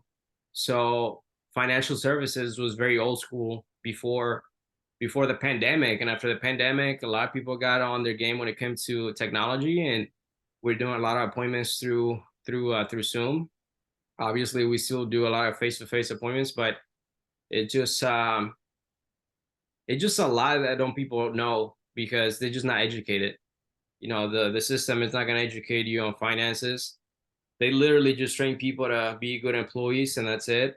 um and it just I'm just glad that I'm part of it, dude. And I'm excited for the future. I feel bad for whoever gets in front of me because I'm a wall and they're not gonna get through it. Or if they don't look they don't have the best interest with they don't have the people's best interest. I'm gonna call them out, and there's gonna be things, but I'm just excited, man. I'm just excited, and I don't know, man. I don't know what else I'm gonna Yeah. say. No, yeah, yeah. And it's crazy. You kind of hit the nail on the coffin with what you told me in the beginning, or what you said you do with people. You're like, man, I change people's lives. Like when people meet me, I'm changing. I'm helping them. So I feel I'm helping them more than they're helping me, and it's crazy. It's been kind of the detail of your life. You're helping people change their lives physically. Now you're helping people change their life monetarily. Look, Monetary. this is a very diluted thing to say. I changed people's lives. I I replaced their roof. change their people's lives, or oh, my clients bought a home, I changed their lives. No, they didn't. No, you didn't. You know, I'm working with people's needs, not people's wants. They don't want to invest, they don't want to, have life insurance, but they need it. So I'm literally giving you the medicine. I'm like a doctor for finances, bro. You have a disease of money. You don't know how to save it. You don't know how to invest it. You don't know how to protect it. And I don't care if you kind of like, no, I don't want to do it. Because now it's like, I know your issues. So I got to kind of like shove the medicine like a little kid. Hey, bro, if you don't take this medicine, you're going to end up at HEB at 60, passing out samples. Don't want that. It's like once you know, you cannot unknow. Yeah. So, hey, man, I'm the chosen one, bro. That's why, God told me, hey, you learn this so that way you can make people get their investments going, and that's the approach that I take, obviously professionally and everything. But hey, it's kind of the same as a personal trainer. Let's say you come up to me, you're 300 pounds, and I don't let you sign up for a personal training program. I'm a piece of shit if I don't sign you up. Same thing. Yeah. You come up to me and I don't sign you up for your life insurance and your investments, I'm a piece of shit. Hmm. That's it. Yeah, But it's like you said, people know. Okay, let's go to personal training. They know they have to work out. They know they have to be in the gym at least 4 to 5 times, however many times a week. They know they have to eat cleaner, but they don't want to do it. Financial literacy or financial services, financial education, whatever it may be. You have to invest. You need to put your money in the right places, but you just don't want to do it. You like you said, you're like, yeah, Lupe, man, but I'd rather spend that 20, however much premium I had to pay a month for that on some beer, go in the bars, trying to get chicks, etc. They know they have to do it, but it's hard to get them to do it.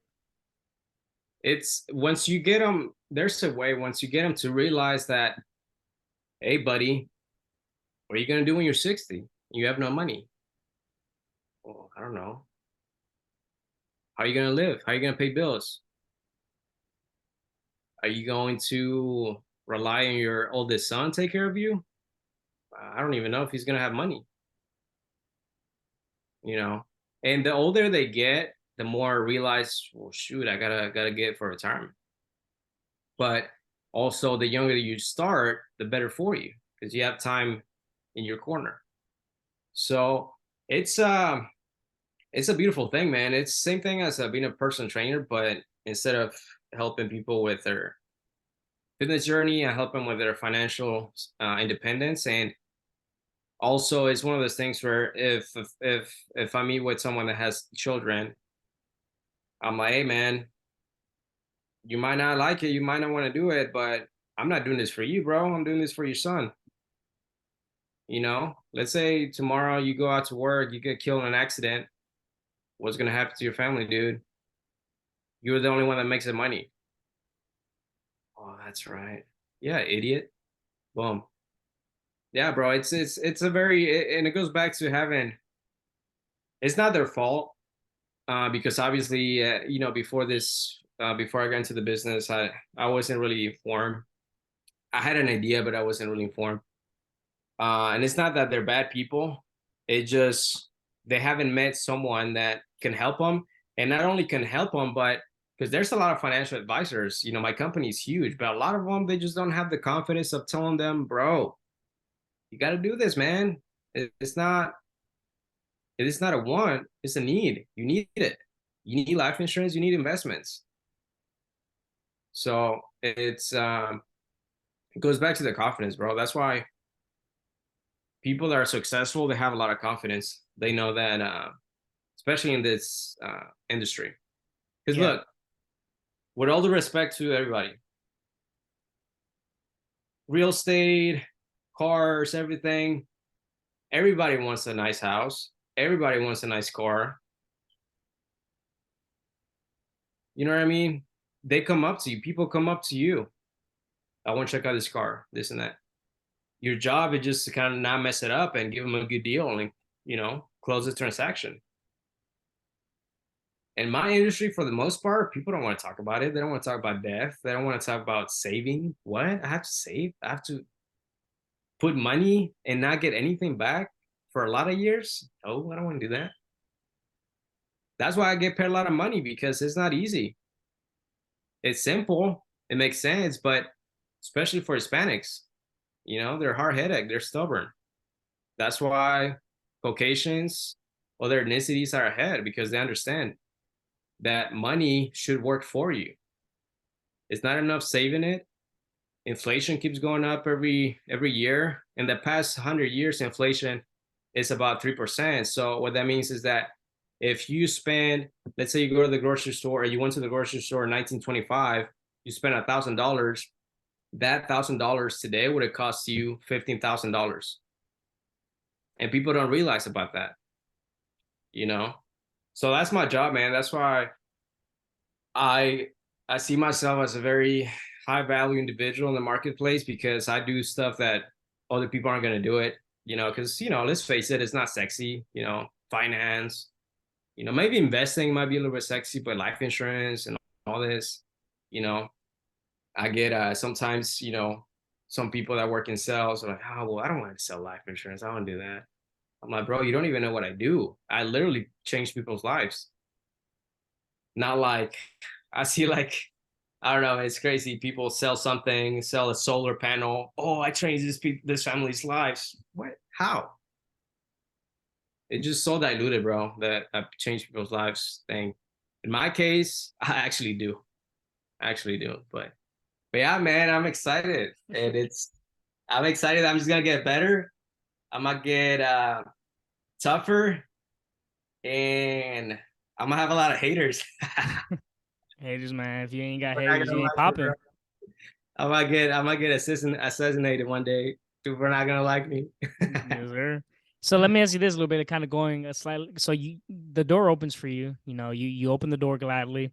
Um and then you of course gotta get your license. But before we go into, your licensing and what those licenses afford you opportunity to do, what about this company sold you on? You're like, okay, I'll work for this company compared to all the other agencies out there. Great question. And we do what's best for people all the time. Not half of the time, not sometimes, but all the time. We replace products that are not, they're dog shit, bro. People don't know what they're buying.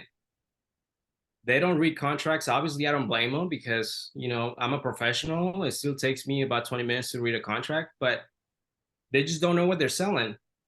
They sell products. They're not even competitors. They just put them the other guys. They sell life insurance saying, okay, if nothing happens to you, you're going to have a savings attached to it as a bundle. And you can have for savings, retirement, all these things. But there's 3 rules, or 4 in a lot of cases, that agents don't tell people. The first one is that you have no money for 4 years, for 3 to 5 years. So how crazy is that? Let's say I pay the company a premium of $300, and 2 years later, my car breaks down. I need $1,000.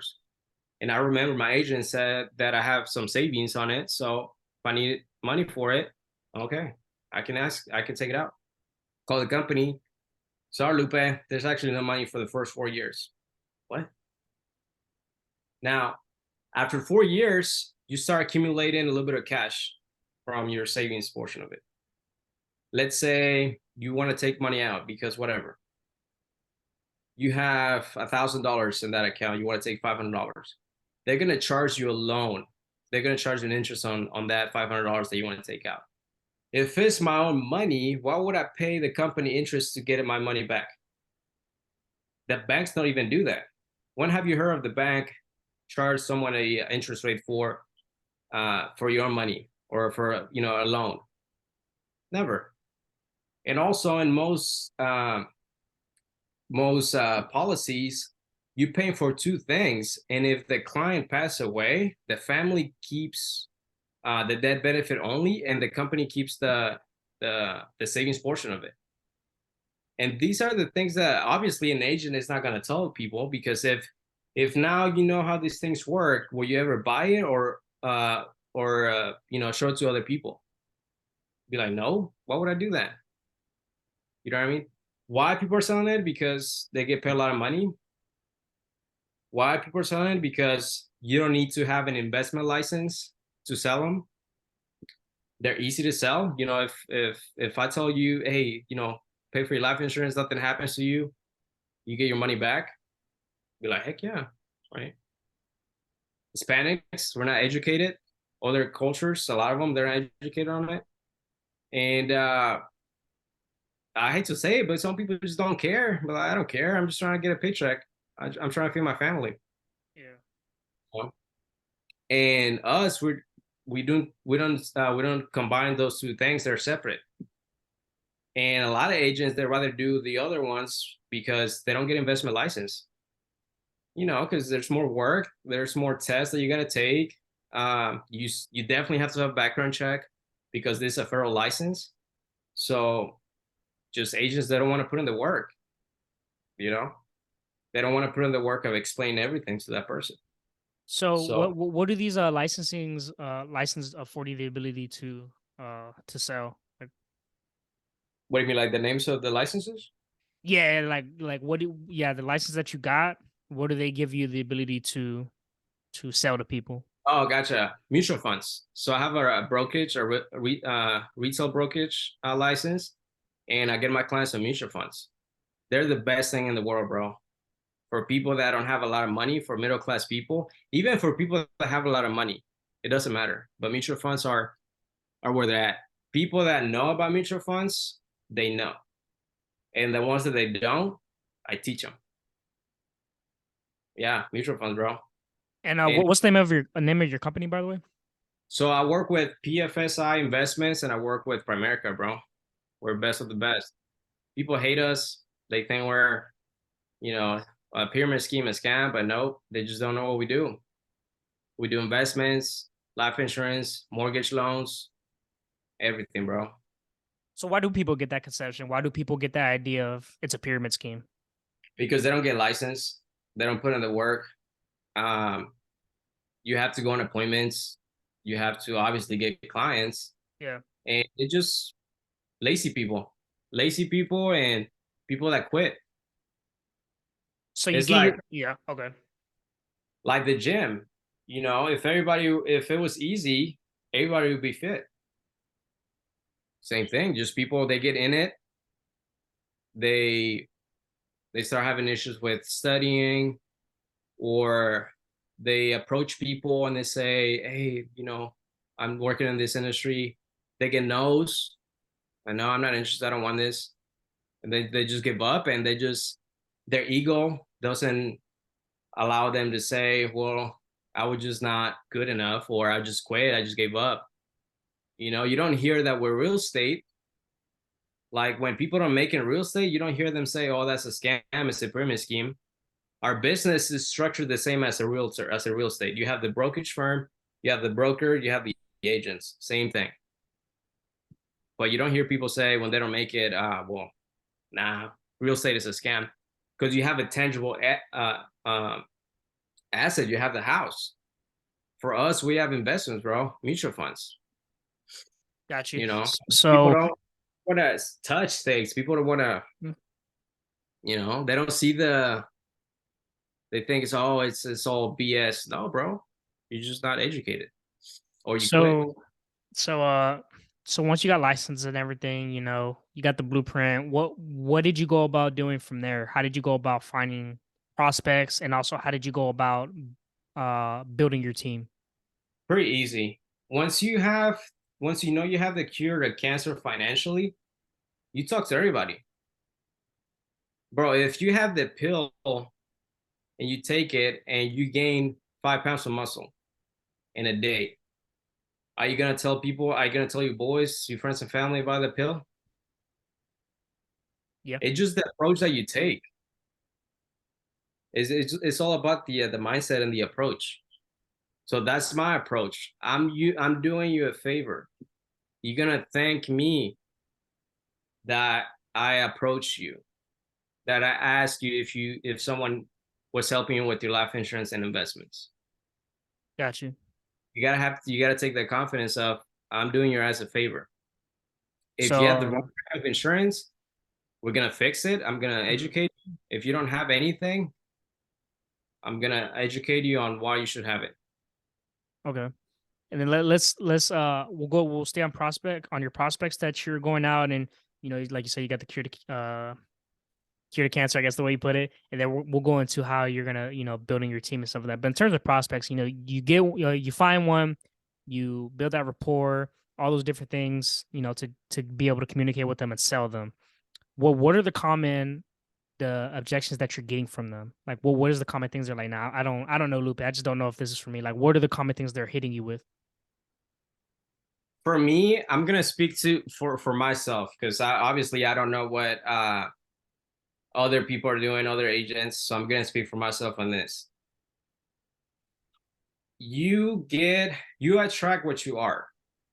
So if you're the type of person that's very skeptical, that it's always questioning things, it goes back to like that's why I got triggered when asking about the why stuff. Why? If you're that type of person that you think everything's a scam, well, that's what you're gonna attract. People, you're gonna have a hard time. But if you're open-minded, I'm open-minded. I'm all about money. I'm all about investing. I'm all about business. If I see an opportunity and people are willing to help me, train me, and help me with my licenses, why not? So for me, I don't really get a lot of BS because I'm not that type of person, right? But obviously, other people are gonna get it, and it's just a lot of personal work that you gotta do. Honestly, it's a lot of work. Yes, I can teach you what to say, what not to say, but if you don't truly believe in it, and you don't believe that what we're doing is good for people, people are gonna have a hard time. So personally, it's speaking from my experience. I'm just confident in what I do. I'm not recruiting anybody to no pyramid scheme. I'm literally teaching them how to retire with millions of dollars. So if you have the mindset, people shouldn't give you no objections. And people notice your tonality. People notice your confidence. That's it, bro. That's it. Gotcha. Man, that's crazy, man. And in terms of building your team, or have you already established people under you, or are you still working on that right now? I don't know. We're always expanding. So if anyone's watching, hit me up on the DM, Rojas Agency. Uh, always expanding, bro, because we're only about 3% of the market, and we have the best products. So that's what I'm saying. This industry, this company, this opportunity in the next 10 years is gonna be crazy, dude. And I seen your company, man. I seen a little bit um from what you would post in terms of your team. Like I would see y'all having like meetings and all that stuff. Like how has this company grown you? Help you grown. And I've even seen you give presentations. I believe you were like talking on the podium and all that stuff. Yeah, it's funny that you say that because this company, you don't, when you join financial services, you don't build a business. It's or you don't, you think you join to build a business, but it's more like the business is building you because you go through a lot. You get tough, bro. You get excited. If you have a dog in you, it's gonna come out and you're gonna come out biting. If you have a pit bull in you, bro, it's a lovely place to be. If you have a little, if you're a cat or whatever, you're gonna have a hard time. That's why once again it goes back to fitness, bro. It's just a great thing to be the gym and work out, eat healthy, but um, very realistic, bro. It's not for everybody because obviously there's a lot of overweight people. Same here. So it's yeah, man. The team is. I'm always building it. I'm always sorry, bro. This thing's bothering me. Um, I'm always expanding, and obviously because I want to be successful. But bro, I like taking people on teach them things that I learned. This it goes back to I own it to other people. If let's say my upline would have recruited my buddy that got me in the business, and my buddy wouldn't have reached out to me, I wouldn't know. I would have probably still doing personal training. So because I got the opportunity, definitely owe it to other people to present it. And not only that, but now that I'm educated in finances and I'm licensed, I owe it to other people to, if the opportunity is not for them, no big deal, bro. But we're gonna get you for sure a life policy and an investment account because I owe it to you. If I talk to you, if I don't close you, like I said, I'm a piece of shit. Yeah. It's just gonna affect you. Like me missing on a couple $1,000s in commission, it's not as big as you missing out on millions of dollars at retirement. So once you take that approach, recruiting and talking to people is not hard once you have the mindset. How can you spot like someone who you know you're like this guy or girl, they're not gonna make it. They're not gonna last a week or maybe even a month or whatever. Like, how or is it easy? Because you've been in the industry for 2 years Uh, now. Is it pretty there- easy for you to spot that? For sure. There's two. If they're too pretty, and I don't mean just like physically, but if they come from another industry, another job, and they're like superstars, they not gonna last because it doesn't matter how where you come from, but it's do you have the thick skin? They're used to getting yeses. They're used to people saying, "Oh, you're a manager, you're a executive, you have all this," and then you start from the bottom. And when they start getting no's, they're like, "Oh, this is a scam. People don't want to buy that stuff." No, you just suck and you quit. So that's one. The other ones are the negative Nancy's, the skepticals, the one that questions everything, because that's what they're gonna attract. If you just why? Well, I don't understand that. No. People that the people that always complain, skepticals are the one that have no money, you know. So it just attracting what you are, bro. That's why when it comes to business, sales, I'm easygoing. If I want something, I have the funds, and I think it's worth it, I'll buy it. If I think it's just a waste of money, I don't buy it. So my job is just to build value and show them, look, you're not wasting money. You're gonna make a lot of money, and that's it. So what are some So tips? What are some tips for some financial success that you can give? to book an appointment with me, Jeez, and then we'll know the rest, huh? yep. I Okay, give I, okay. I give you this for free. All right, fair enough, fair enough. How about this? Look, look, because this is it's gonna affect them more because now oh well, I know what to do. Everybody knows what to do, but they don't do it. Fair enough, So if fair I enough. start talking about everything, I'll give them all the beans. In their minds, like, well, I'm good because I already know. No, you're not because you're not doing shit. Mhm. Well, how about So this? Let's reverse it. What are some things? How can I put this? What are some things people? Oh my gosh, I'm trying to figure out how to. I'm trying to flip it. Basically, saying what are some things to do that'll keep you in the same spot? Basically, like what are some bad habits people are doing to keep them in you the know same what? You financial know what? burden? Do you know what the definition of insanity is? Yeah, repeating the same thing over and over, expecting the same result. That's it. So if people are living paycheck to paycheck, they're still wasting their money on going out to eat. They're always drinking. They're always doing the same shit. And it's not even that. I think insanity is not even the right term because here's the thing in life, if you don't grow, you get worse. You don't stay the same. In life and the universe, a house, if people don't live in the house, it crumbles. Same thing, same as your body. If you put on 10 pounds of muscle and you stop working out, you're not gonna keep those 10 pounds of muscle. You're gonna go back and it's gonna get worse. Yeah. So same thing for people that are not doing shit. They're not taking care of their finances. They just seal it with their money. There is not gonna get better. You know why? Because there's a thing called inflation, my friend, and nobody's gonna get away from that. So that's why it's not all about just saving money because if you have $100,000 today, when you're 60 in 30 years, that is going to be, if you, let's say if your lifestyle it's $100,000, that's how much you spend a year for bills and all that.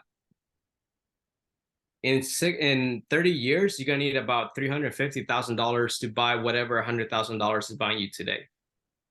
And people don't realize that. Oh, I want to have money saved in the bank.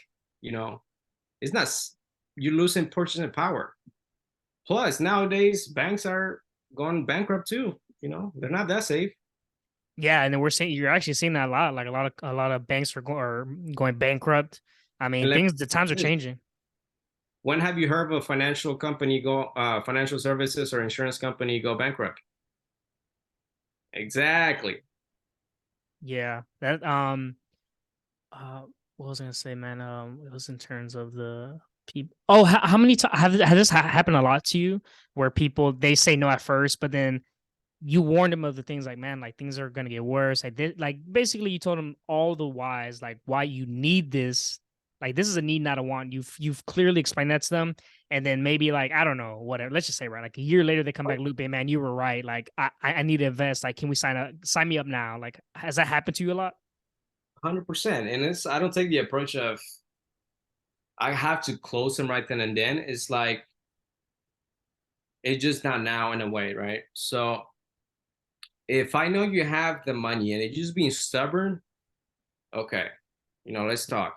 But also, there's scenarios. Not everyone's gonna be the same. Um, you cannot treat everybody the same, right? All you can do is present everything, and if for whatever reason they a lot of times they kind of being screwed before, so you also want to take that in consideration. They probably has a policy before, or someone approached them already and they didn't really do a good explanation. So you get to know, like, for me it's very easy to find out what's going on if they have their walls up, because I'll ask them questions. Hmm. So if I know that they've been screwed before and it's going to take some time, okay, let's, it's a whole different process. Obviously I'm not going to be a pushy guy, but if they don't have anything and they're 30, they have kids, they're the only ones working, obviously I'm not going to trust their judgment, because if they had a good judgment, especially if they say, oh yeah, I don't believe in that, or yeah, I've heard about life insurance and investments, but no, that's not for me, then that's where I'm a little more pushy, because obviously you don't have a lot of common sense when it comes to that. So that's when I take it off. Okay, if I don't close you, I'm a piece of shit, you know. But if they're being kind of like, played, or they have the guards up, then all right, we'll take a step. That's another beauty of being in this industry, that you can. It's a dance, bro. It's a dance. You gotta kind of move with the person. So, and I'm proud of that I'm really good as far as seeing ahead, seeing the whole across the board and kind of see where they're coming from. Got you. And on the just kind of the topic, and is there all these discussions we have with in terms of this topic with if for someone who's looking to change, make a change, they don't know what they want to do, and they may stumble upon this and they're like, hey, maybe I should give the financial industry a try. What advice would you give them in terms of that? And also, if they want to work under you, what should they know? Should they expect to want to work under you as well? If I worded that correctly, if that makes sense. Um, so as far as a client, if you're interested in investing, the best time to do it was yesterday. The next best time is today. So as soon as possible. Uh, you know, Let me know. Uh, you know, or talk to an advisor, whatever. But as soon as possible. Now, if you're an entrepreneur person that is open-minded, um, have faith, man. Just trust your gut, and if you feel like, okay, this is an opportunity where I can make some money and I could help people, it's ethical, why not? Have that why not attitude. Don't question yourself too much. Don't question other people too much, because ultimately that's just gonna set you back. It affects you. It doesn't affect that person, because that person is already on their path. So uh, to answer also that question, someone that works under my team is trust, man. Just trust me. Like, I'm gonna definitely be, analytical and technical and show you why, right? But also you got to trust, the person that's guiding you. You got to trust yourself. And confidence, man. Confidence is key. I I don't know, man. Positioning, setup, confidence to me is like it's everything. Hard work, dedication, and all the BS. Of course, it helps, but you gotta have confidence, man. If you don't have confidence, it's gonna be tough, and you gotta put yourself on positions where they're uncomfortable or they're gonna benefit you. For example, I'm a leader.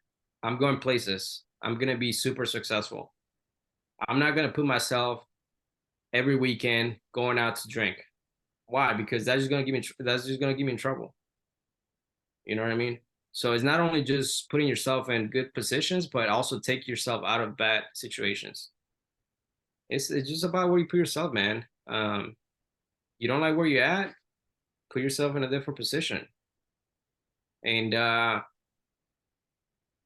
I guess for someone that wants to get into this industry, know that it's not your typical sales job, it's not your typical uh entrepreneurship because you're everything. You're a leader, you're a salesperson, um you're a you're a coach, you're a teacher, and everybody's looking at you. Um, but yeah, man, it just honestly what helps me a lot is, like I said, I'm a very black and white person. So now I left my party life. That's why a lot of people gravitate towards real estate more and real estate agents because it's quote unquote fun. They're always partying, drinking, doing all these things. But if you're expecting to have that here in finances, yes, we get, to have nice things and go to trips and all this stuff, but it's not, you cannot have the mindset of like someone from like real estate or a car dealership because it's not, it's a little more boring for sure. So you got to decide what you want. It's like people like billionaire says, uh, boring makes money, you know, you want to have fun and have no savings, or you want to be a little bit boring, do boring stuff and have money. And also, it's not about what you make, is what you keep. Once you're a business owner, entrepreneur, it's you can make a bunch of money, but if you don't keep it, if you don't invest it wisely, you're gonna be in a lot of trouble. And that's another mistake that a lot of people make, like especially real estate and car salespeople. A lot of them they have no savings, bro. They could be making $20,000 a month, $30,000 a month, but their savings zero. All right, Uh, man. and then last but not least, bro, real estate, cars. It's gonna get tough, man, for people who are doing out there doing those type of businesses. I don't want to be a negative Nancy and all that, but for someone that's got some common sense, knows that we're in a recession and it's not gonna get any better. The rates are gonna keep on getting higher. People are not gonna really be refinancing because the rates they're gonna end up getting higher or you're gonna stay high. And yeah, man, to consider financial services, it's good for people. You make money. Um, you don't really have a lot of distractions. And if you're all about business, you're a serious person, you're gonna do good for sure. Got it, man. Show up, right time, right place, right uniform is another way to do it. Just show up and show out, man. Give it your best effort, and if it works, it works. If not, there's always other things out there for you, but you have to try. You have to give it your best effort, so you know for sure. But that's basically everything, Lupe, man. I did want to ask these last two questions. I was supposed to ask them in the beginning, but we just started going off, and I was like, you know what? Okay, let's just go straight into just your storyline and stuff like that. Before we conclude the episode, man, um, two questions. First one's going to be, if you had to write a book about yourself, what would it be called, and what would it be about? Lupe is a shit and just about my life. And lastly, man, what's the meaning of life to you? to make sure there's life to reproduce, to make sure our generations are better and not worse. Okay. We Okay. need to leave this planet be better than how we found it. Yes, sir. We're on the way, man. We're on the way. But all right, guys, man, that concludes the episode. Thank you so much. If you took the time to listen to Lupe's story, of course, please like, share, subscribe, man, because stories are meant to be shared, not meant to be kept. So until Man. next time, peace.